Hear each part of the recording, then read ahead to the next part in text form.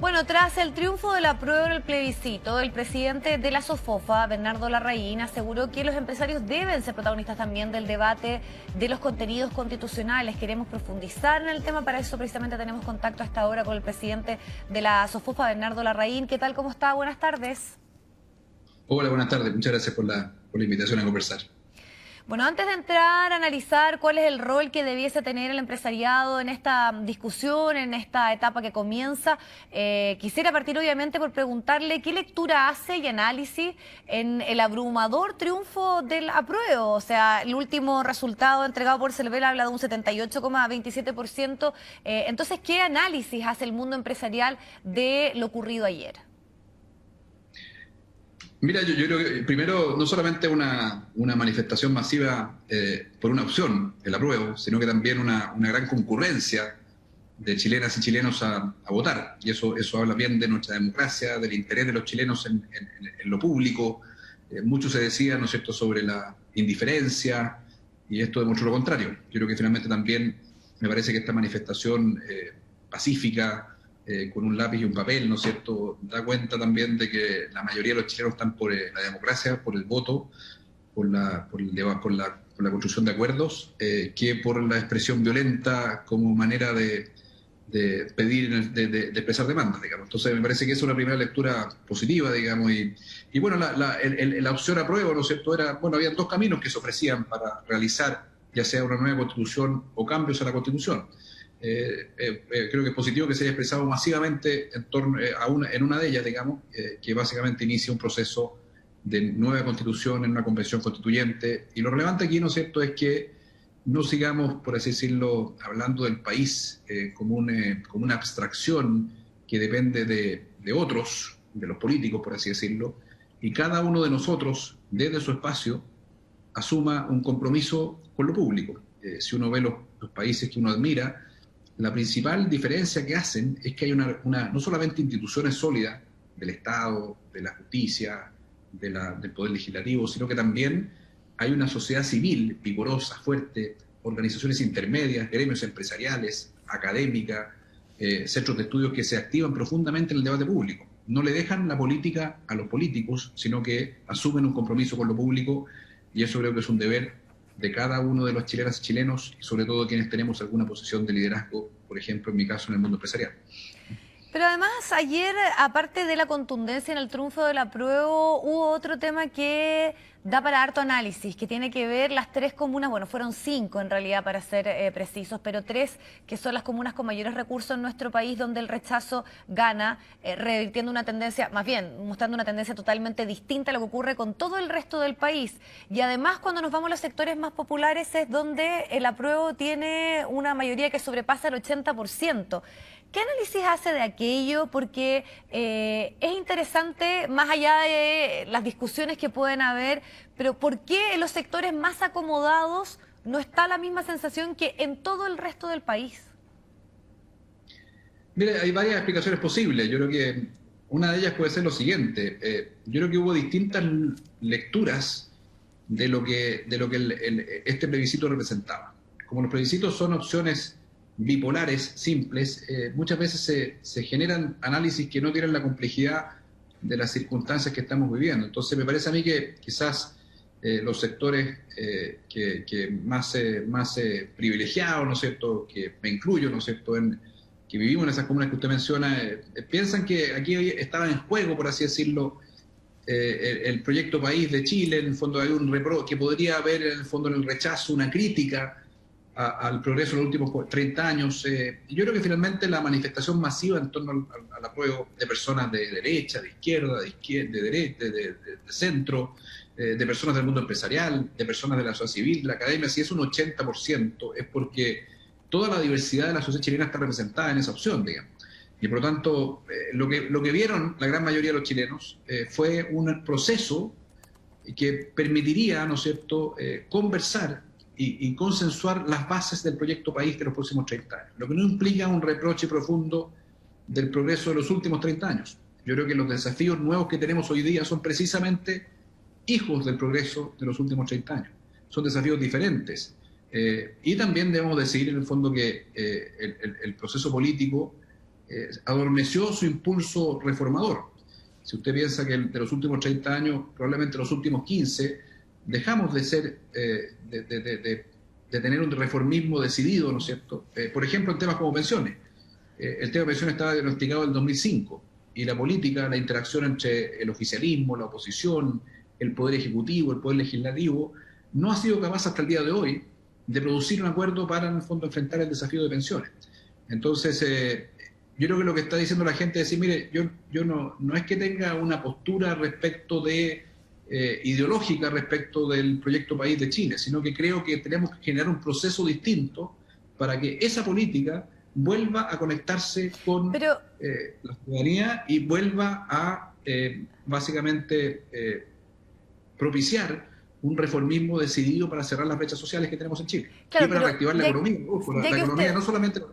Sí, dígame. No, pero ya que utiliza la palabra reformismo, ¿no? Y esta demanda, podríamos decir que está absolutamente constatada luego de lo ocurrido ayer, de cambios, de transformaciones profundas, pero que precisamente en los sectores más acomodados no está. Y por eso también esa lectura que puede ser simplificada, de decir de que hay temor a perder esos privilegios o prácticamente un gueto y un país distinto en 3 comunas. Entonces, eso de alguna manera también se extrapola al mundo empresarial, más allá de la responsabilidad y lo que está sobre todo en relación a la reactivación y a la generación de empleo, pero esa poca sintonía con la realidad del país, ¿cómo también se puede revertir? Y se lo pregunto a partir de lo que usted dice en la entrevista del día de hoy, del rol que quiere tener el empresariado, pero está esa desconfianza, ¿no? De esa poca sintonía de lo que ocurre en Chile.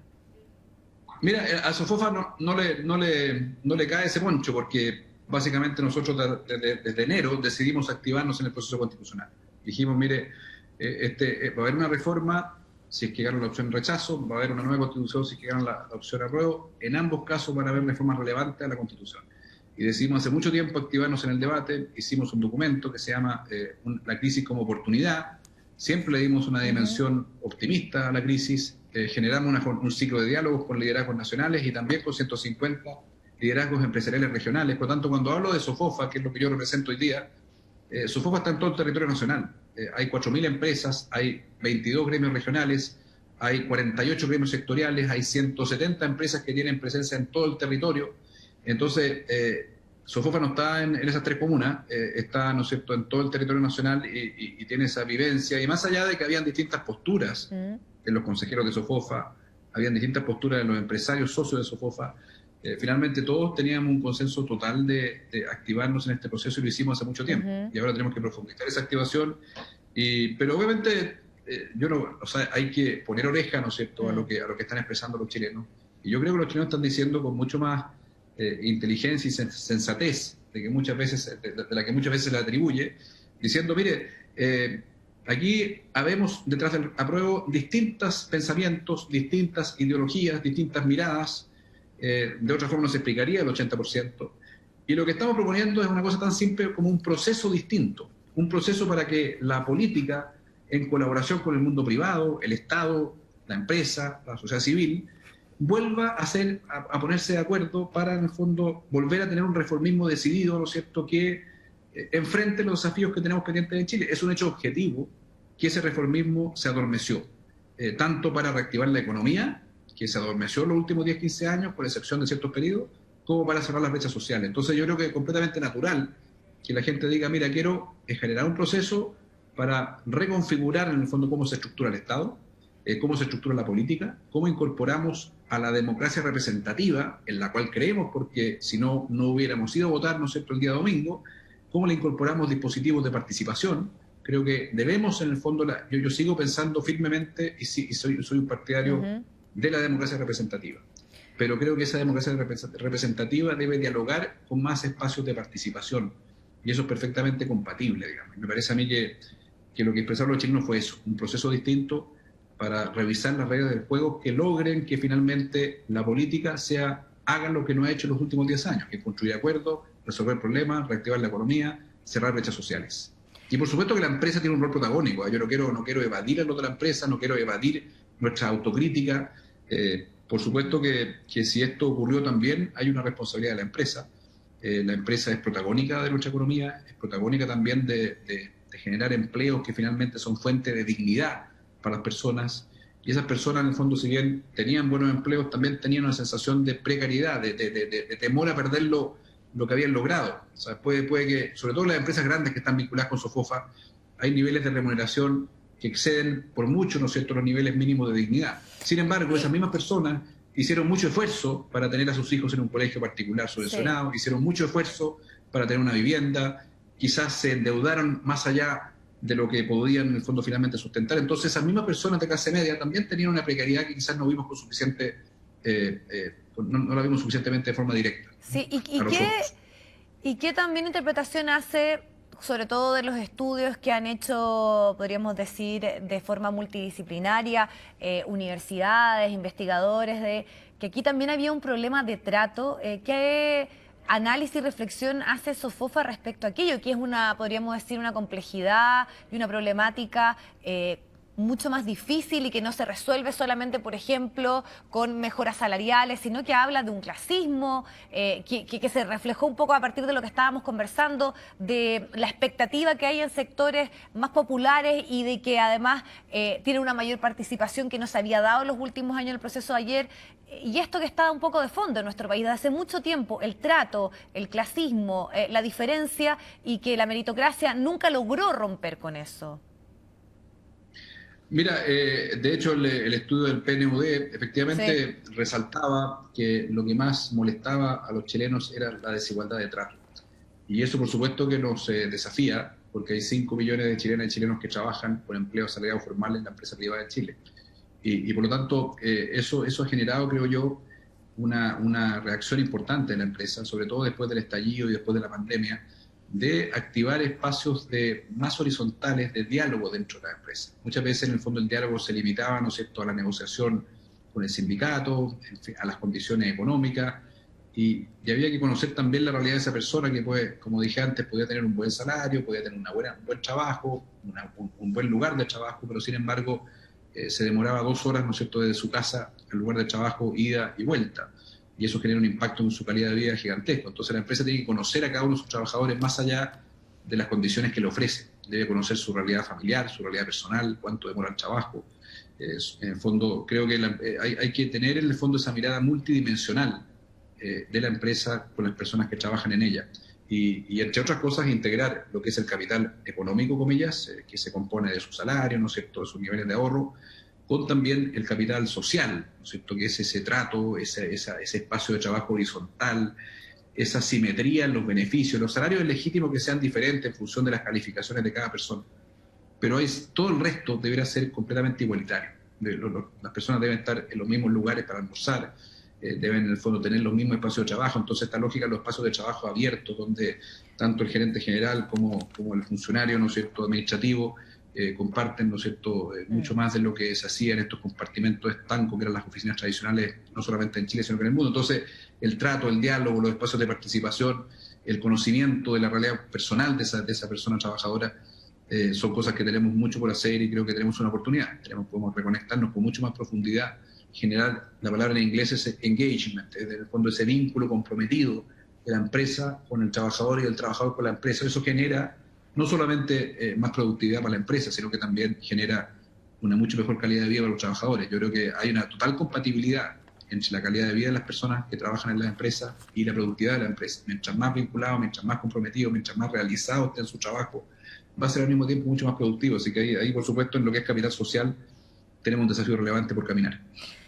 Otro aspecto que en el día de hoy, sobre todo ya más económico, da análisis y en varios medios eso está presente, es si este proceso que está por venir genera o no mayor incertidumbre y su impacto en las inversiones. Está lo que plantea Fitch y Moody's, pero si uno se va también a lo que ocurrió antes del plebiscito, el mismo Fondo Monetario Internacional hablaba de que nuestro país ya estaba bien encaminado y no debiese generar mayores incertidumbres. La Unión Europea también felicitó, podríamos decir, el proceso, señalando que se desarrolla también en un contexto de pandemia. Entonces, ¿cómo ve la SOFOFA esto que es un tema recurrente? Si procesos como estos generan o no incertidumbre y cuánto pueden afectar o no a la inversión, porque hay datos duros también que muestran que por lo menos en un contexto de estallido social, sobre todo la extranjera, no decayó, por el contrario, aumentó. La incertidumbre efectivamente puede inmovilizar las decisiones de las personas en su condición de ciudadanos, de consumidores, de inversionistas, de empresarios, de emprendedores y de trabajadores. Por lo tanto, no es esa incertidumbre impredecible que no es posible gestionar, finalmente es malo para las personas, es malo para la economía. Ahora, el proceso constitucional ni va a ser mágicamente una fuente de incertidumbre en sí mismo, ni tampoco va a ser mágicamente una fuente de tranquilidad. Va a depender de las acciones y señales que realicen los liderazgos políticos desde estos días. Ejemplo, hay ciertas preguntas en las cuales se juega la incertidumbre en Chile. Por ejemplo, que se anticipe el acuerdo para definir las reglas de funcionamiento de la Convención Constituyente sería muy positivo. Hemos tenido un debate bien inverosímil de qué se entiende por los 2/3 de quórum, digamos.